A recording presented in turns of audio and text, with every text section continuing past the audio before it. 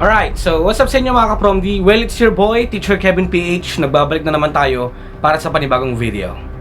Well, ang gagawin natin ngayon mga ka-PromD, very short tutorial lang, no? It's only up to 2 to 3 minutes, no? Kung paano pabilisin yung pag-start up ng inyong mga computer. Isa sa mga problema natin, no?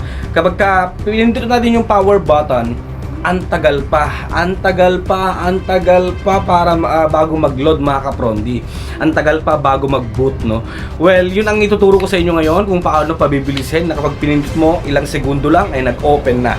No, this is for both high-end and low-spec PC. Katulad ko, gumagamit ako ng low-spec PC, pero napabilis ko yung boot niya.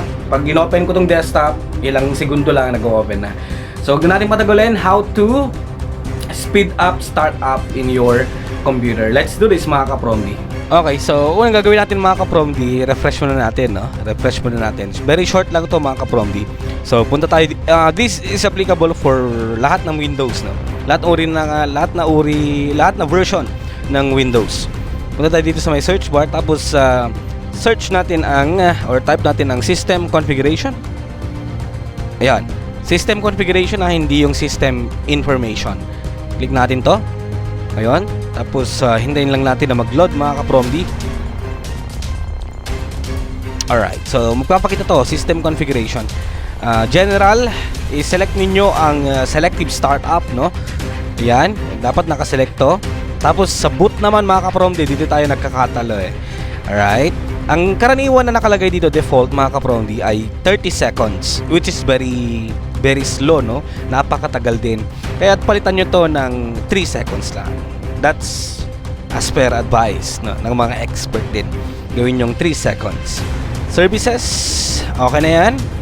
Startup naman, ayan. Open natin yung startup natin. Tapos ito lang naman yung mga iba't ibang mga softwares dito na sumasabay.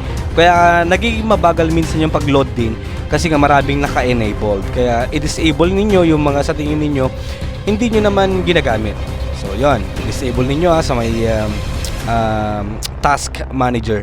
Sa tools, wala na kayong gagalawin dyan. Basta ang mahalaga lang dito sa may boot, 3 seconds, startup, i-disable nyo yung mga hindi kailangan.